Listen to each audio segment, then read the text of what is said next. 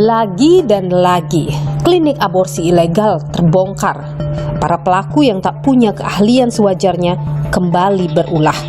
Mendulang untung dari mereka yang buntung tak punya pilihan. Praktik aborsi tidak aman ini mengancam jiwa. Bagaimana cara mereka bekerja? Mungkinkah praktik aborsi ilegal ini bisa diberantas? Saya akan mencari jawabnya.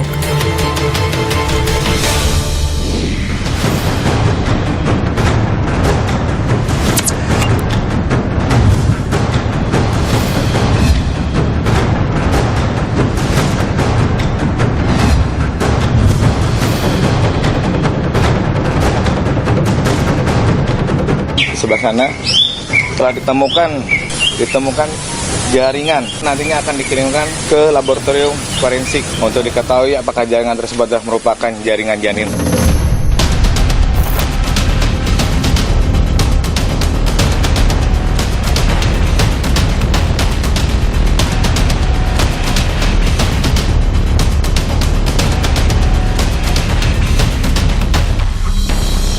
Waktu itu yang jadi tempat mereka lakukan aborsi sebelah mana sih, Pak?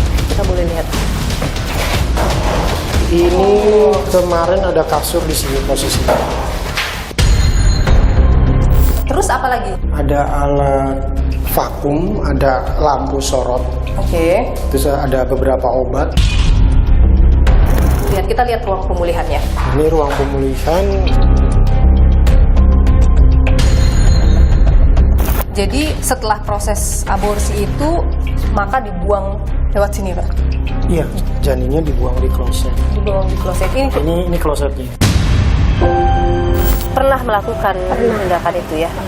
Melakukannya sendiri ke klinik atau seperti apa? Dukun. Mbak En tahu kan bahwa aktivitas itu sangat berbahaya dan bisa bahkan menimbulkan kematian, tahu ya? Saya tahu. Tapi kenapa berani melakukan itu? Karena terpaksa sih, pacar nggak mau bertanggung jawab. Dia menyuruh? Dia menyuruh. Ya kalau itu kan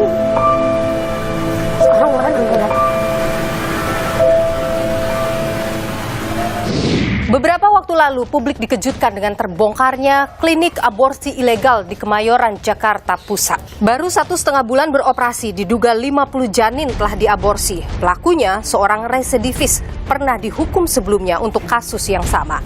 Pengungkapan klinik aborsi ilegal bukan kali ini saja terjadi. Mei 2023 lalu, praktik yang sama ditemukan di Bali dengan total pasien mencapai 1.300 orang. Pelakunya seorang dokter gigi yang juga residivis. Sementara 2020 lalu, polisi mengungkap klinik aborsi ilegal milik seorang dokter yang diduga berjejaring dengan klinik aborsi ilegal lainnya dan melibatkan puluhan bidan.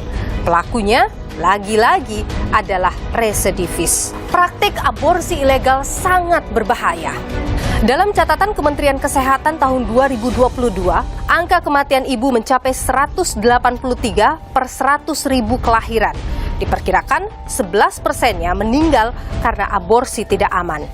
Padahal soal aborsi telah diatur oleh pemerintah. Dalam Kitab Undang-Undang Hukum Pidana KUHP Bab 19 Pasal 463 Ayat 1 disebutkan setiap perempuan yang melakukan aborsi dipidana dengan pidana penjara paling lama 4 tahun. Dalam ayat 2 pasal ini, pidana dikecualikan bagi perempuan yang merupakan korban tindak perkosaan atau tindak pidana kekerasan seksual lain. Namun, kehamilannya tidak lebih dari 14 minggu.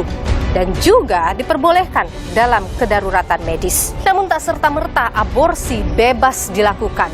Bagi mereka korban kekerasan seksual misalnya harus menyertakan keterangan dari pihak berwenang yang menyatakan bahwa kekerasan seksual itu benar terjadi. Apakah proses panjang ini yang kemudian menjadi alasan bagi orang untuk melakukan aborsi ilegal yang lebih mudah dan lebih cepat untuk dijangkau? Lalu, sudahkah aturan aborsi aman ini mengakomodir semua permasalahan perempuan dengan kehamilan yang tak diinginkan? Bagaimana pula menghentikan praktik aborsi ilegal ataupun klinik yang melakukan aborsi ilegal? Saya akan mencari jawabannya bersama dengan Yayasan Kesehatan Perempuan.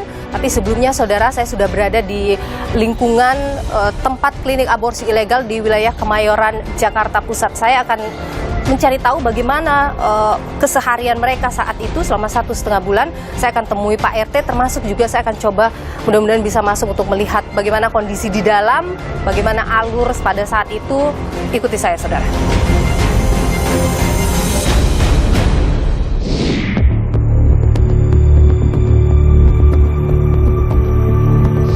Saya sudah berhasil masuk, saudara, ke dalam rumah yang menjadi klinik aborsi ilegal di Kemayoran, Jakarta Pusat. Saya juga sudah bersama dengan Pak RT di sini, Pak Usman. Terima kasih, Pak Usman. Jadi kita juga sudah informasikan ini ke pihak polisian ya, Polres Jakarta Pusat dan juga ke pemilik rumah. Waktu itu yang jadi tempat mereka lakukan aborsi di sebelah mana sih, Pak? Kita boleh lihat. Oh, jadi di sini. Ini kemarin ada kasur di sini posisinya. Jadi Kasur di di sini ada kasur. Ada kasur, tenderannya di sini. Oke. Kasurnya di sana. Terus apa lagi selain kasur di sini? Ada alat vakum, ada lampu sorot. Oke. Terus ada beberapa obat. Terus ada dus-dus itu apa saya nggak tahu dalamnya. Ada. Itu udah disita polisi semua. Oke. Kasur juga sudah dibawa ya? Kasur dibawa juga semua. Oke. Gitu. Dan ada perlaknya gitu. Oh, ada alasnya Ada yang alasnya plastik juga, itu ya? iya. Itu kasurnya itu kasur tempat tidur biasa atau kasur yang biasa kalau di rumah sakit tuh, Pak? Tempat tidur biasa. Oh, tempat tidur biasa. Jadi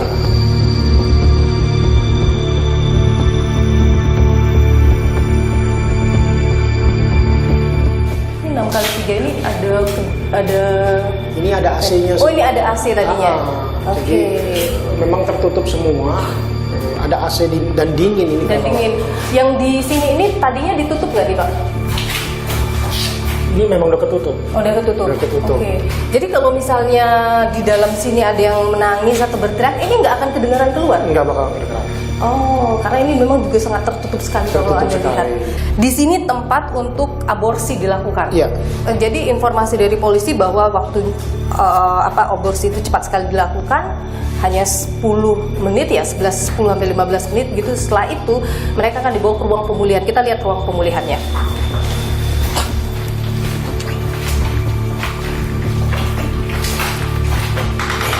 Ini ruang pemulihan. Ini ruang pemulihan tadinya, Pak. Di ruang pemulihan ini ada apa saja nih, Pak? Ada kasur di sini. Di pojok sini ada kasur, tapi dia di ubin. Nggak ada tempatnya, hanya kasurnya aja. Di bawah ya? Dipannya nggak ada. Kemudian lemari ini ada di pojok sini. Oh, lemari ini Ya, ada di pojok di di sini. sini. Ada AC juga. Ada AC juga. Ada AC juga. AC. Terus ini apa namanya? Mereka berjajar bertiga di sini ditidurin. Oh, satu kasur. Satu kasur. Satu kasur bertiga. Bertiga. Tiduran di situ. Jadi begitu aborsi ditaruh sini. Pemulihan kan agak lama. Bapak kan ikut penggerebekannya. Waktu itu ada infus atau alat kesehatan lainnya di sini dipasang? Nggak ada ya? Nggak ada. Jadi mereka tidak pemulihan energinya nggak ada infus dan lain sebagainya Nggak gitu. ada, nggak sering. Atau ada minuman yang dikasih misalnya di sini? Botol Botol air mineral ya, Air Pak, mineral. ditaruh di sini. Tidak ada teh atau air hangat atau apa di sini disiapkan? di meja ada Oh, di meja. tapi waktu itu di dalam sini nggak ada ya? Nggak ada. Jadi di sini nih, di sini ada kasur, saudara. Kemudian 3 wanita yang habis atau baru selesai dilakukan proses aborsi. Itu dijajarkan di sini, disediakan air mineral. Di sini ada meja, ini lemari ini ada di sini. Ini dibongkar bekas apa ini, Pak? Nah ini aliran kloset ke septic tank Oh. dan pembuangan. Oke, makanya dibongkar. Iya, jadi yang besar ini ada yang besar, bekas file besar ini yang dari kloset ke septic tank. Yang kecil ini aliran dari kloset ke pembuangan got. buang. Oke, ini tertutup tadinya, Pak? Tertutup. Ini semuanya tertutup. Ini ada TV atau apa di sini, Pak? Bukan, nggak ada. Nggak ada apa-apa ya? Oke. Jadi di berseberang-seberangan. Kemudian dugaannya, Pak, itu dibuangnya lewat gimana tuh, Pak? Ada di kamar mandi. Oke, kita keluar. Jadi setelah proses aborsi itu maka dibuang lewat sini, Pak. Iya, Di sini setelah ada kamar mandi. diaborsi, orangnya masuk ke ruang pemulihan, janinnya dibuang di kloset. Dibuang di kloset. Ini klosetnya. Ini klosetnya. Janinnya dibuang lewat kloset ini. Yang itu kemudian alirannya adalah ke Pembuangan saluran got di luar. di luar itu. Yang kemudian polisi juga sudah melakukan olah TKP itu dan sudah mengambil jaringannya. Memang ditemukan ada jaringan yang diduga tadi itu janin-janin yang diaborsi. Gitu. Nah, tadi di sini ada meja, yang di dalam sana meja. Di sini ya, Iya, tadinya meja, ada. Jadi ini di sini ada- ada kulkas, di sini ada meja, Ada dispenser. ada dispenser. Nah ini yang kemudian diberikan ya Iya, setelah setelah dalam masa pemulihan itu pemulihan ada. Kalau kita lihat nih ada gula, susu. Ini juga ada ini seperti susu Havermut juga. kayaknya itu ya. Ini Havermut kayaknya ini. Kemudian lengkap ini yang diberikan pada proses masa pemulihan mereka yang setelah melakukan aborsi. Jadi si pelaku ini Pak tidak tinggal di sini. Tidak tinggal di sini. Jadi dia hanya datang beroperasi pagi. Betul. Jam berapa tuh biasanya mereka di sini? Jam 9 sudah mulai aktif mereka. Oke. Itu kemudian jam 5 atau habis maghrib mereka sudah kembali lagi, sudah Oh. keluar lagi. Tapi ini kemudian ini kan ada lantai atas ya Pak ya? Iya. Ini masih ada, ini 2 lantai ya Pak rumah ini ya? Iya, 2 lantai. Nah ini atas nggak digunakan. Oh. Sudah di. Ini ada, tidak sebenarnya masih ada ke digunakan. atas saudara tapi tidak digunakan. digunakan. Berarti hanya sampai di sini saja. Iya. Itu kamar mandi yang digunakan juga atau bagaimana Pak? Iya, mungkin buat cuci-cuci apa gitu. Oh oke. Cuci di situ. Tapi tidak ke sana, tidak ada Tidak ya? ke sana. Pembuangan ke arah sana gitu ya? Iya. Hanya di sini saja. Iya. Ini di atas tidak digunakan, kosong. Iya. Jadi rumah ini punya Pak Bambang ya Pak Iya, ya? sekarang Oke. punya Pak Bambang. Terus kemudian disewalah sama pelaku. Iya, Oke. sewa oleh pelaku. Dikasih data-datanya sama Pak Bambang waktu itu. Waktu itu Pak Bambang minta sama pengontrak ini tapi tidak diberikan. Dan si pengontrak juga udah dikasih tahu, tolong beritahu Pak RT sebagai warga baru harap lapor. Oke. Nah waktu itu karena Pak Bambang sudah kasih tahu, apakah yang ngontrak ini si pelaku ini melapor ke Bapak, ketemu sama Bapak? Nah, saya tunggu sampai 1 minggu tidak ada kabar. Jalan seminggu kemudian, saya coba ke sini, nggak ada orang. Terus berikutnya saya cek ada supirnya, saya tanya ada yang pemiliknya nggak? Pemiliknya lagi nggak ada, gitu. Sudah. Terus berikutnya saya tanya, ibunya lagi mandi, gitu. Nanti ibu ke rumah bapak. Dan dia juga tidak pernah datang ke Bapak. Tidak pernah datang ke saya. Oke. Dan tidak pernah nelpon juga ke saya yang nelpon ke ibu itu. Itu apa bahasanya dia ke Bapak waktu telepon-telepon itu? Dia janji mau ngasih nganter ke rumah saya, 1, kedua terus dia lagi sibuk. Oke. Gitu. Terus ya mulai dari situlah kita mulai curiga. Apa waktu itu Pak yang diketahui oleh warga atau diketahui oleh Bapak situasi di rumah ini? Itu ada mobil yang selalu datang pagi, sore atau malam dia pulang. Itu menjemput beberapa perempuan di dalamnya. Atau biasa ada sampai berapa perempuan Pak? 3-4 perempuan, Rata-rata umur berapa tuh kira-kiranya Pak? umur 20 sampai 30-an. Pikiran kita semua itu mungkin pembantu rumah tangga atau TKW ilegal atau segala macam. Tapi sudah berpikir ini ilegal? Iya, Kegiatannya ilegal karena, gitu ya?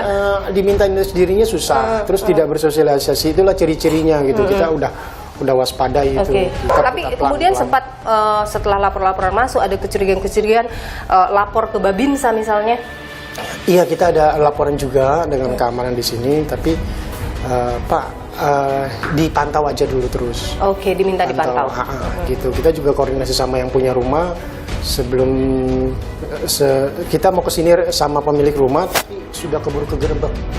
Jadi besokannya mau kesini. Karena cepat sekali memang ini ya. Sudah digerebek duluan, cepat sekali. Itu aborsi ilegal ya Pak? Ada tidak mendengar suara orang nangis atau teriakan atau apa gitu warga di sini?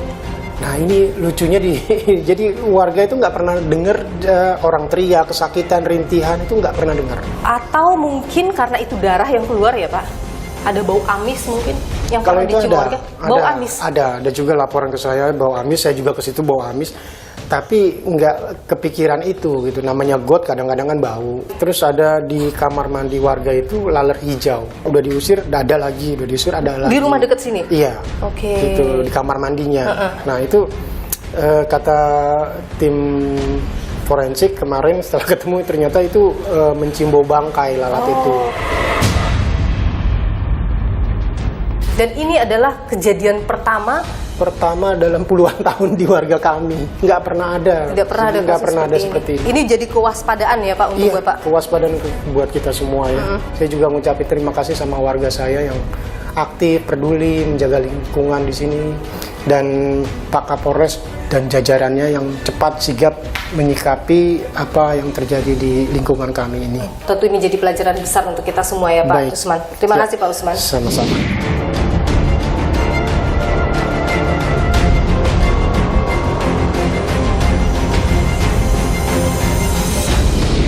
Saudara, penggerebekan klinik aborsi ilegal di Kemayoran, Jakarta Pusat bukan satu-satunya penggerebekan yang dilakukan oleh polisi di wilayah Jakarta Pusat. Bagaimana praktik ini berlangsung, saudara? Bagaimana juga modusnya?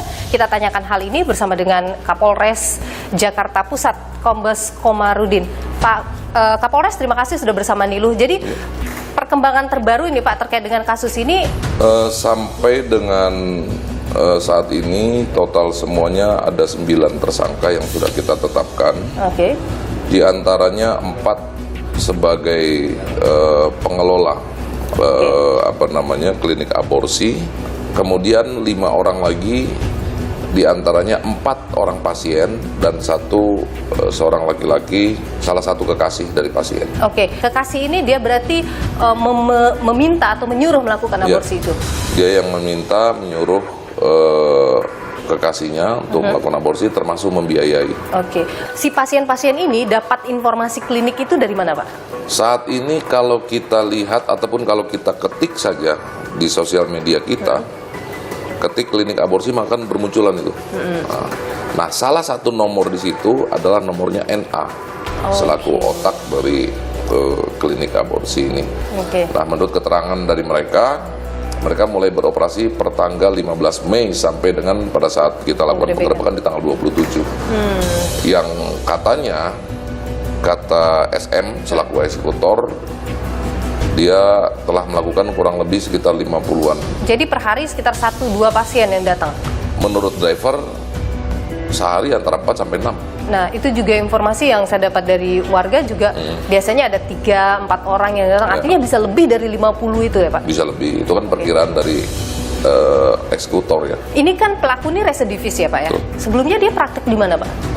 SM dan NA ini terkait dengan kasus Jakarta Timur, termasuk NA juga jaringan Cikini. Mereka ini tidak memiliki latar belakang medis. Jadi mereka bisa melakukan itu karena belajar dari klinik sebelumnya? SW ini sebelumnya di Jakarta Timur dia sebagai asisten.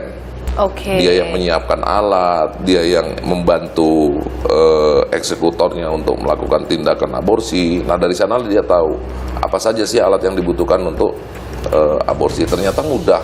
SW mengatakan untuk menangani satu pasien hanya membutuhkan waktu 5-10 menit. Itu dia diberikan obat atau tidak pakai obat Pak? Terkadang ada yang harus pakai obat untuk supaya mules katanya. Oke, setelah itu baru divakum gitu ya? Oke, baru setelah itu sudah selesai? Sudah selesai. Sangat sederhana sekali. Bahkan kita orang awam yang mendengarnya pun sangat, kok cuma begitu saja? Bagaimana nasib dari para pasien? Iya. Dan satu hal penting yang perlu saya sampaikan, sampai dengan kemarin ada salah satu pasien yang kita amankan masih harus bolak-balik ke Kramat Jati karena pendarahan yang Masih tidak dirawat? kunjung usai. Sekarang masih dirawat Pak? Rawat jalannya kita Rawat bolak-balik. jalan. Pada saat penggerebekan itu Pak yang kemudian didapat oleh polisi berada di sana itu apa saja, ada alat-alat kesehatan atau apa? Yang pertama itu vakum. Ada vakum. Ada vakum, termasuk selang, termasuk ada penjepit ya, termasuk alat suntikan. Hanya itu aja. Itu saja. Obat-obatan? Ada antibiotik ya. Alat mensterilkan alat tadi misalnya ada Pak? Kami tidak menemukan alkohol, tidak menemukan hanya betadin. Bahkan mohon maaf, kemarin tim kedokteran forensik datang ke kantor kami juga untuk mengambil sampel, sisa-sisa sampel darah yang masih melekat pada alat-alat itu. Artinya kan alat itu nggak bersih. Mereka ini dikenakan undang-undang yang mana Pak? Kita kenakan kenakan undang-undang perlindungan anak ya, pasal 76 huruf C, Yungto pasal 80 ayat 3, termasuk 77A, Undang-Undang Republik Indonesia nomor 35. ancaman hukumannya 12 tahun penjara, denda 3 miliar. Kalau yang ditangkap kemarin 9-9-nya bisa dikenakan dengan pasal yang sama? Kita kenakan. Karena yang menyuruh lakukan, yang melakukan, ini termasuk calon ibu. Baik, Kapolres Jakarta Pusat, Kombes Komarudin, terima kasih sudah berbagi informasi di Nilu. Sehat selalu, Pak. Selamat.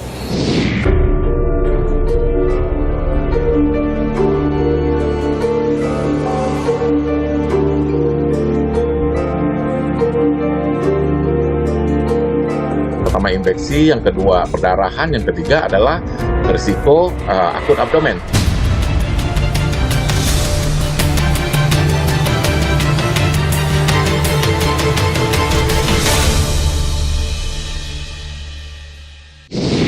Aborsi ilegal sangat berbahaya, tapi kenapa masih diakses oleh masyarakat? Apa yang membuat mereka melakukan hal itu?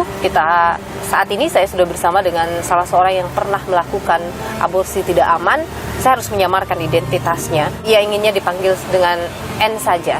Terima kasih Mbak sudah berbagi, mau berkenan bersama dengan Niluh. Mbak pernah melakukan tindakan itu ya? Itu kapan? Kejadiannya 1 tahun yang lalu. 1 tahun yang lalu. Saat itu usia kandungan berapa? 4 bulan.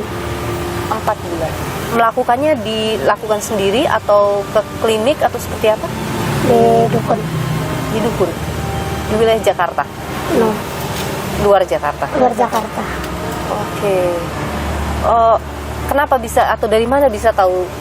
Dari mulut orang ke Dari mulut ke mulut gitu ya. Dari teman dan sebagainya. Bayarnya berapa? 500.000. Itu biasanya harganya bervariasi atau gimana? Enggak seikhlasnya kita memberi. Enggak mematok harga, harus lu bayar sekian kalau udah Tapi rata-rata bayarnya minimal sampai minimal 500.000 gitu ya. Waktu itu dikasih minum obat kah atau seperti apa? jamu. Diminum jamu. Kayak ramuan racikan orang kampung lah. Jadi cuma diminum saja Iya. terus? Diminum dikasih 2 kali kan dalam 3 jam. Pertama jam sekian, 2 jam kemudian dikasih lagi tuh mules. Udah berasa kalau kata dia, kamu udah mules, boleh kita melakukan aborsi itu. Berapa lama itu prosesnya waktu itu? 2,5 jam ya. 2,5 jam. Setelah itu apa yang Ya kayak gimana ya, sakitnya lebih melahirkan dari anak pertama. Itu hampir saya itu pendarahan hebat. apa yang terjadi waktu itu? Ya udah nggak sadar diri. Sempat pingsan. Terus Setelah 2 jam kemudian ya dikasih apa sama dia dari kaki, bangun kita. berapa lama proses pemulihan? 1 hari 1 malam. 1 hari 1 malam di sana. Iya. Itu dikasih apa setelah Dia prosesnya? dikasih makan, terus kita dikasih ramuan biar badan kita ini fit, biar Oke. kita segar kembali lah. Bisa kembali fit normal itu berapa lama? Seminggu, Jadi selama seminggu itu nggak kemana-mana, di rumah aja. apa yang dirasakan oleh badan? Sakit semua, terutama bagian intim. Ada ketakutan tidak waktu itu? Ada, saat itu ada. Saya berpikirnya, kalau emang gua harus hilang berdua-duanya ya nggak apa-apa. Mbak En tahu kan bahwa aktivitas itu sangat berbahaya dan bisa bahkan menimbulkan kematian, tahu ya? Saya tahu. Tapi kenapa berani melakukan itu? Karena terpaksa sih, pacar nggak mau bertanggung jawab. Apa yang terjadi waktu itu? Ya saya bilang, gua udah telat 2 bulan, terus gimana reaksi lu? Terus janji lu juga pengen nunggu sama keluarga lu, ternyata tidak. Terus kalau udah begini gimana? Ya udah gua nggak mau tahu, udah lu gugurin aja. Nih gua kasih ongkos ke 500. Dia menyuruh. Dia menyuruh. Kalau seandainya saja dia mau bertanggung jawab, Anda Enggak. Saya akan pertahankan kalau memang dia bertanggung jawab. Anda terpaksa sebenarnya Terpaksa melakukan itu. 6 bulan saya stres. 6 bulan stres. Setelah aborsi ini. Oke. Tapi waktu itu setelah pacar meminta Anda menggugurkan kandungan itu, Anda sempat pikir-pikir dulu atau Saya sempat pikir-pikir, apa lu bakal yakin ngebuang anakku sendiri? Saya ngomong begitu sama pacar. Gue yakin karena gue pengen nyari kebebasan aja, gue belum pengen nikah. Terus lantas untuk apa lu mempermainkan saya, menggauli saya? Ya karena gue pengen gimana ya, gue belum siap jadi ayah. Berarti lu ikhlas, ya gue juga harus ikhlas. tapi sebenarnya Anda tidak ikhlas? Tidak ikhlas. Nyawa Ada anak rasa- adalah nyawa saya. Anda Rasa sakit hati ada. Rasa sakit itu ada, semua orang tua. Sedih ada. Ya itu sedihnya 6 bulan nggak bisa gimana yang ngelupain begitu aja nggak bisa. Kejadian itu terulang-ulang lagi di memori. Saya udah belajar melupakan, belajar mengikhlaskan kepergian dia. Ya kalau hidup pun sekarang orang nanggulan.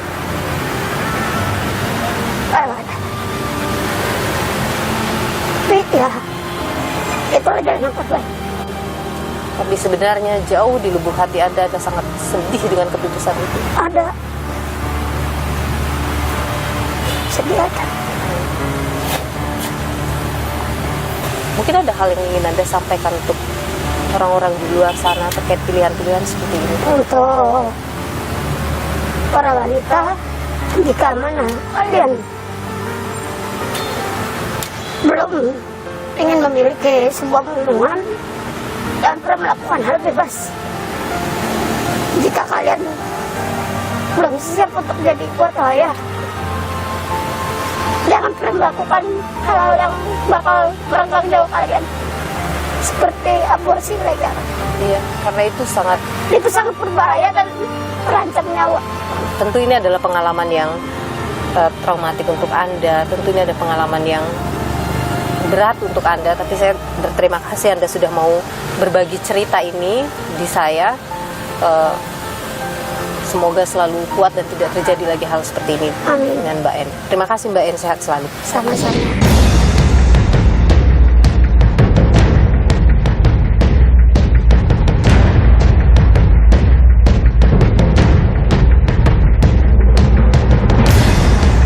Sudah melakukan aborsi 50 lebih pasien, dan kita sudah menemukan satu sel selokan yang diduga itu merupakan sel ataupun jaringan manusia.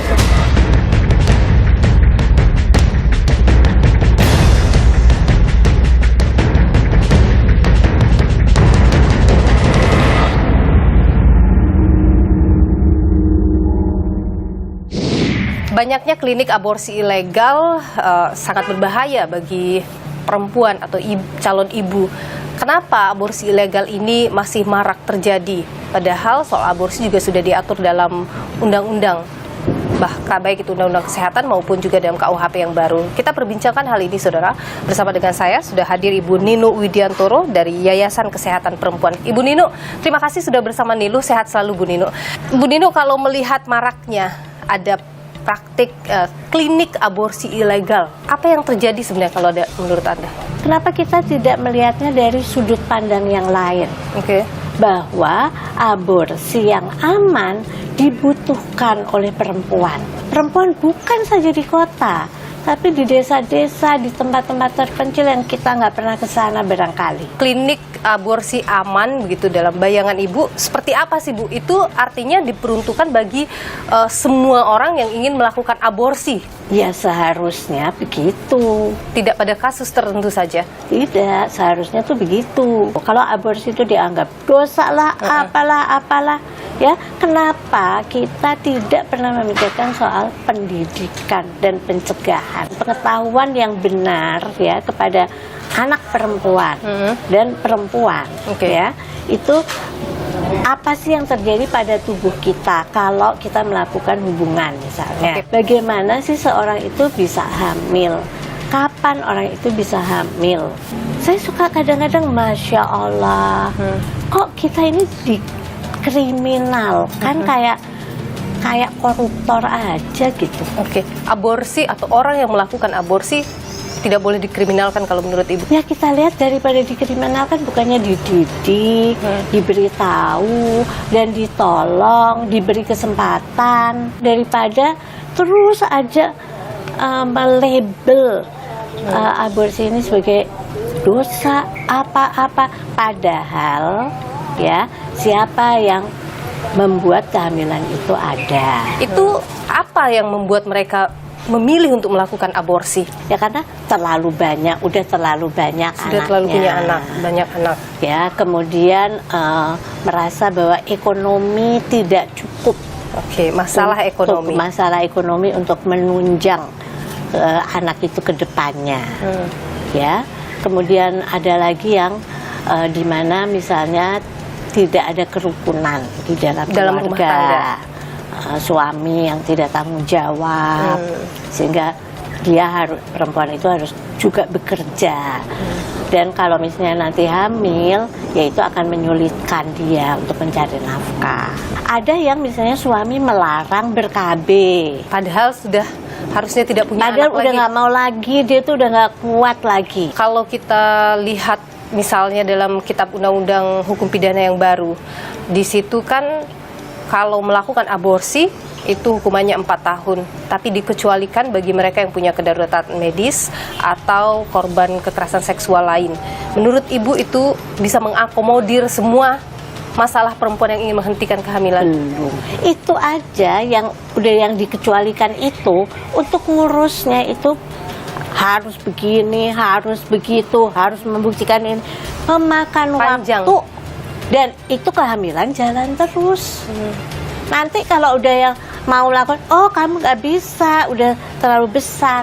Itu tuh yang terjadi, yang saya lihat tuh dari tahun 80 dulu. Sebenarnya kalau kita bicara aborsi itu kan masih sangat pro dan kontra di masyarakat karena dari banyak sisi, misalnya agama, kemudian HAM. Aborsi kalau misalnya sampai dilegalkan, aborsi aman sampai dilegalkan, itu kan jadinya membuat pergaulan bebas jadi sangat ini, anak-anak remaja atau anak-anak muda jadi lebih bebas begitu melakukan hubungan di luar nikah yang kemudian menyebabkan kehamilan karena mudahnya akses ke aborsi aman itu. Bagaimana Ibu melihat pandangan seperti itu? I don't think so. Kenapa? Ya. Jadi kalau di mana-mana yang legal atau semi legal, maksudnya legal tapi dengan aturan, ya, misalnya itu kan tidak akan meningkat. Kadang-kadang tuh saya pengen teriak gini loh ya, gitu. Saya bilang, gantian dong. Kamu udah dengan cara kamu yang seperti itu, yang mengancam dan sebagainya, ya kaum saya tetap aja mati banyak. Karena gantian dong pakai cara saya, pakai cara yang mendidik, yang memahami, yang mengajak ngomong, yang menanyakan kenapa kamu tidak ber-KB, yang mencarikan solusi itu daripada mendekte aja kayak militer. Dan itu akan lebih bisa menekan angka kematian Saya calon rasa ibu.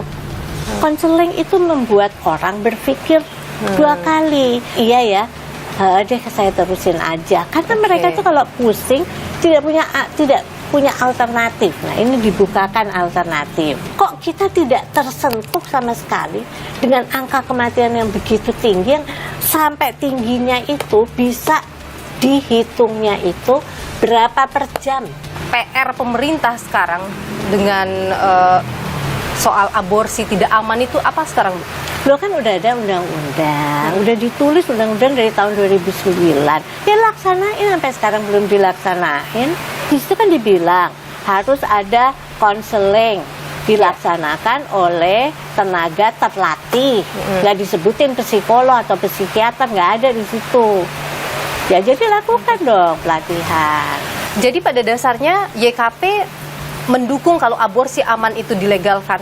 Jadi pokoknya ya mestinya aborsi itu jangan dilihat sebagai ya sesuatu tindakan kriminal. Oke. Harusnya itu jangan dicampur aduk sama agama, sama nilai-nilai budaya dan sebagainya. Cobalah sekali-kali melihat itu sebagai tindakan kesehatan. Dalam keadaan yang mereka sembunyi-sembunyi itu, pengen cepet-cepet selesai, yang kemudian saya takutkan adalah kemudian tidak fokus pada melakukan tindakan dengan baik, itu kan jadi itu kan mencelakakan perempuan. Benar. Seperti dalam kasus Kemayoran bahkan bukan tenaga kesehatan. Nah, itu kan. Ibu Ninu Widiantoro, dari Yayasan Kesehatan Perempuan, terima kasih sudah berbagi pandangan di Niluh, Ibu. Sehat selalu, Bu. Terima kasih.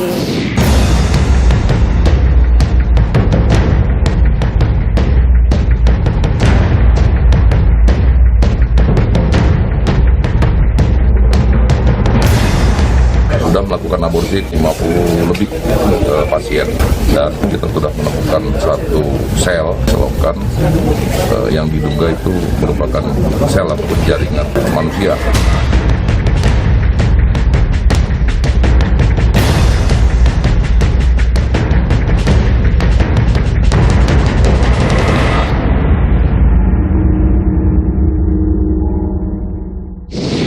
Makassar doang. Ada kamar untuk inap. Terungkapnya praktik aborsi ilegal di Kemayoran, Jakarta Pusat membuka mata. Aksi menggugurkan kandungan secara tidak aman masih terjadi.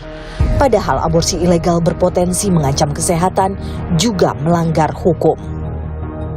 Larangan perbuatan aborsi sesungguhnya telah diatur dalam Undang-Undang Kesehatan tahun 2009. Pasal 75 ayat 1 menyebutkan setiap orang dilarang melakukan aborsi. Kitab Undang-Undang Hukum Pidana KUHP 2023 mengatur ancaman pidananya.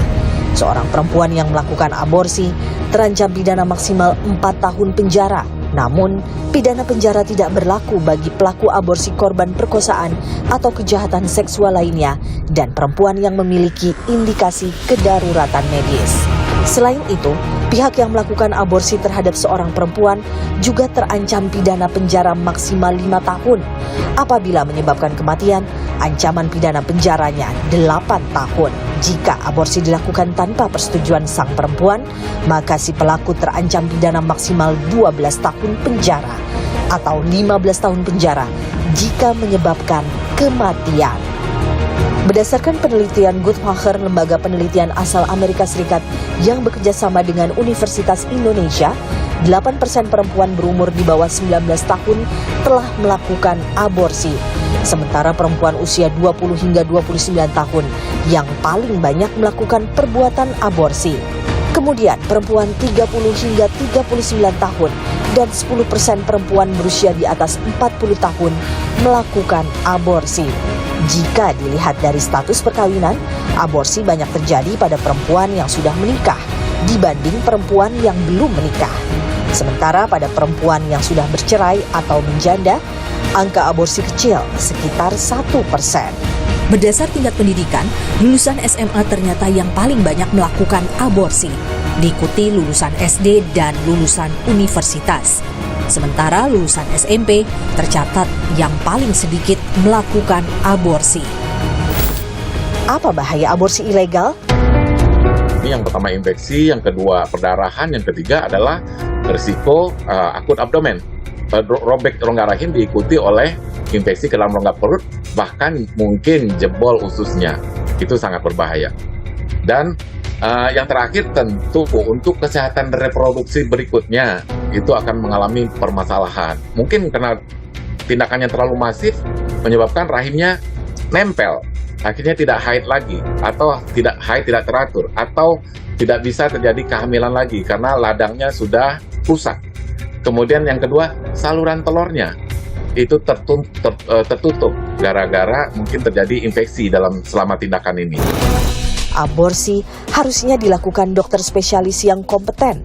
Namun kasus aborsi ilegal yang terungkap di Jakarta Pusat 2020 silam munculkan fakta mengejutkan. Puluhan bidan diduga lakukan praktik aborsi ilegal. Identik sebagai garda terdepan penanganan ibu dan bayi, dapatkah bidan lakukan tindakan aborsi? Dan untuk bidan itu bukan standar kompetensi maupun tidak ada di dalam standar profesi diatur tentang itu. Bahwa di Undang-Undang Kebidanan maupun juga di Kepmenkes 320 tahun 2020 di dalam standar profesi bidan itu tidak ada mengatur satupun tentang bagaimana peran fungsi bidan di dalam tindakan. Aborsi dengan segala pro kontranya akan selalu ada.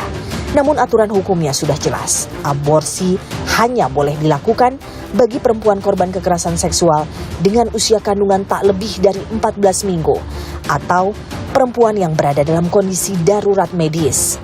Disinilah negara harus hadir, menyosialisasikan aturan dan menyediakan layanan aborsi yang mudah dan aman demi menjamin keselamatan ibu dan kesehatan reproduksi perempuan Indonesia. Menghentikan praktik aborsi ilegal hendaknya jadi kerja bersama.